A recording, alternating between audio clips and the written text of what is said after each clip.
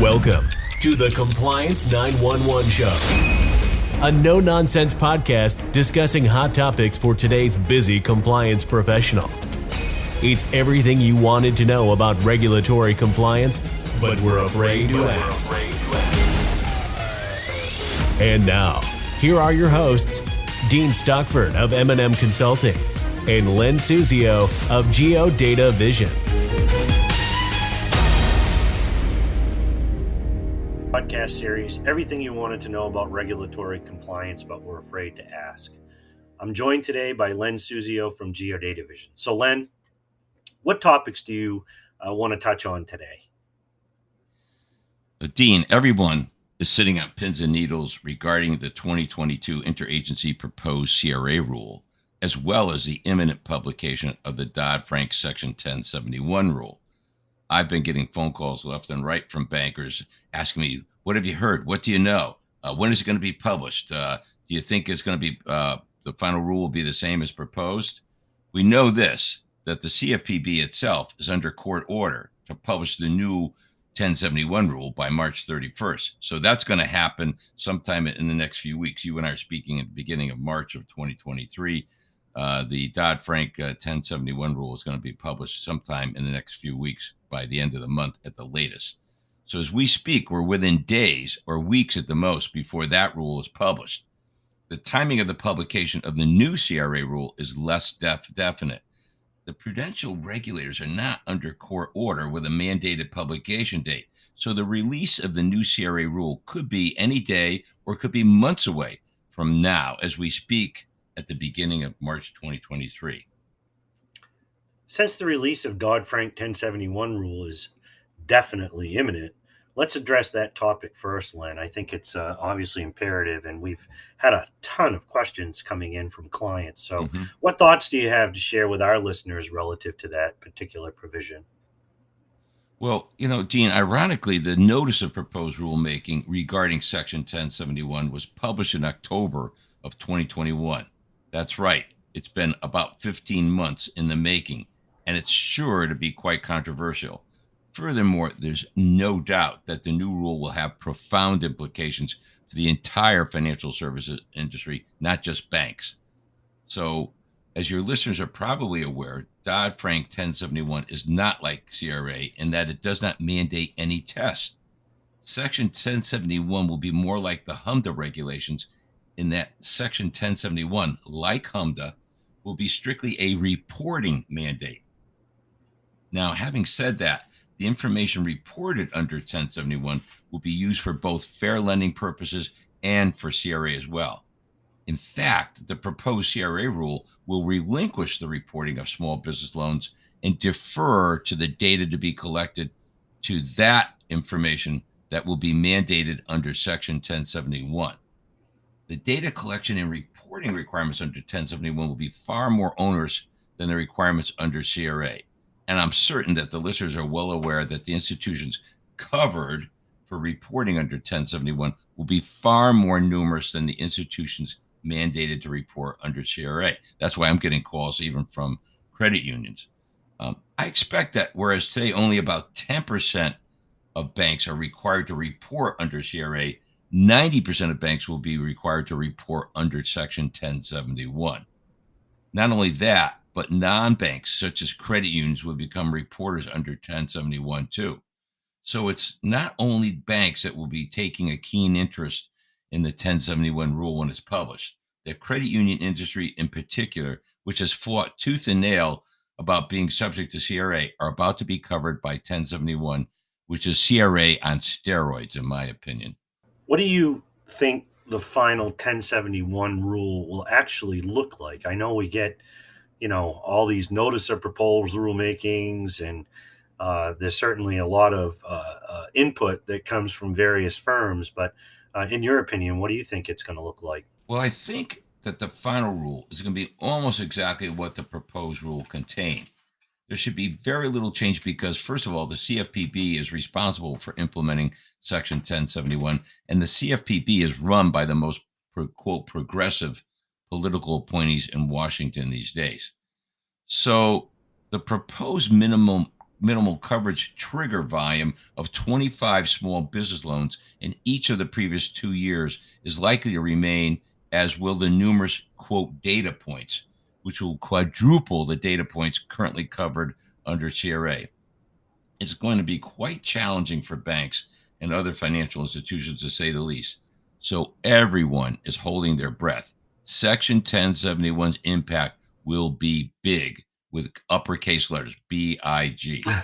Yeah, I definitely agree with that. And like I said, we've already received a tremendous amount of phone calls and emails relative to 1071 and our thoughts and opinions and so on and so forth. So we're certainly, I don't want to say we're looking forward to it, but I certainly want to digest the provisions so we can be more effective for our clients in the consulting side. So what about the proposed CRA rule? We've talked a lot about it. What do you think will happen there? Well, the final CRA rule could be long delayed for several reasons. First, the agencies received thousands of comments and detailed criticism of the proposed rule. A few months ago, I spoke with someone who's involved with the interagency panel that's reviewing the comments that were received, and they told me that it would be a good many months before the new rule is published because of the volume of comments and criticisms that they got. I think the prudential regulators are also waiting to see what Section 1071 looks like, because it will have a very big effect on the CRA regulations as have been proposed. As I mentioned a few minutes ago, the Section 1071 reporting requirements insofar as small business loans are going to replace the CRA reporting requirements of small business loans. There's also the threat of legal action by the banking community if the final rule is adopted as proposed. Various bank associations, including the ABA and the Bank Policy Institute, have said that they think the proposed rule exceeds the statutory authority given to the agencies. Now, I won't go into the details of the legal basis for challenging the new rule as proposed, but clearly the banking community believes the short comment period violates the Administrative Procedures Act. And that's one reason why banks could legally object to the final rule as when it comes out. The banking community also believes that the proposed rule's expansion as to what constitutes an assessment area goes beyond the intent of Congress. Now, what I'm referring to here is the so-called, quote, retail lending areas and the examination of, quote, outside retail lending areas. All the lending activity, which I think most bankers aren't even aware of that radical part of the proposal. The banking community clearly believes that the underlying mandate in the CRA, the Community Reinvestment Act, is for banks to, quote, reinvest in the communities where they obtain their deposits. That's why CRA regulations have always defined assessment areas to contain the markets where banks maintain their deposit-taking branches and ATMs. The whole idea behind CRA always has been to require banks to meet the credit needs of the communities where the banks get the money to lend. The father of CRA, Senator William Proxmire, made it quite clear during the hearing leading up to the passage of the Community Reinvestment Act back in 1977 that he wanted banks to be lending back into the communities where they derive their deposits. So the banks have a very good case or argument saying that these new assessment areas are totally a contradiction beyond the statutory requirements of the Community Reinvestment Act and are actually a contradiction in many ways. So the long and the short of it is that I believe the final CRA rule won't be published until sometime late this spring, maybe even later. But like Section 1071, it could take more than a year from the comment deadline. Don't forget that expired August 8th of 2022. So just like the Dodd-Frank 1071 provision, it could go into the summer and maybe into the fall. I wouldn't be surprised by anything. Nothing would surprise me at all regarding the new CRA and when it's published. Well, and I guess bankers and many other financial institution leaders will be on the edge of their seats waiting for 1071 and the new CRA rule to be published. Do you have any plans to consult or educate the financial services community about 1071 and CRA when the final rules are published? Oh, yeah, absolutely, for sure. These are the two biggest regulatory changes in over a decade, maybe more like several decades. So there's no doubt that we're going to be broadcasting webinars about these two very big regulatory changes, though I expect them to be so big that it will take a good month or more of study before we can speak authoritatively. When the 2022 CRA NPR was proposed, I locked myself away for almost an entire month, reading and rereading and taking literally more than 1,000 notes as I went through the proposed rule. It was not only big, it was about 770 pages, but it was also very complicated. In fact, so complicated, I called it convoluted. And in fact, I submitted more than 100 pages of comments and documentation, basically, for the most part, criticizing the proposed rule, which I thought was unrealistic and unnecessarily complex. Now, you and I, by the way, Dean, have discussed doing an education series on the new rules after they are published.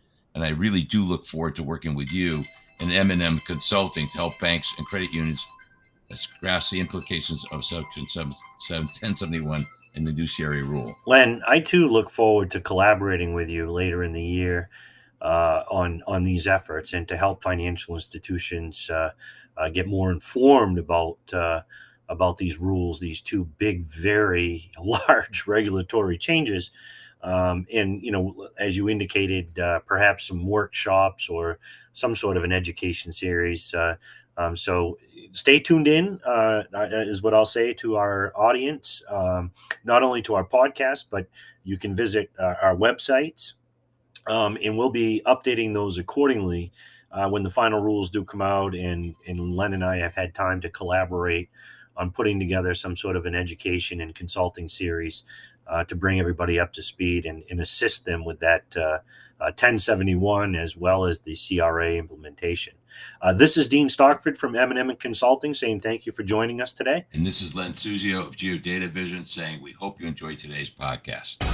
Thanks for listening to the Compliance 911 Show. If you like the podcast, be sure to subscribe so you don't miss an episode. While you're at it, please give us a like and review to help others find the show. As always, links are in the show notes, and you can always find us online at compliance911show.com. Follow M&M Consulting and Geodata Vision on LinkedIn for all the latest news and information on compliance hot topics.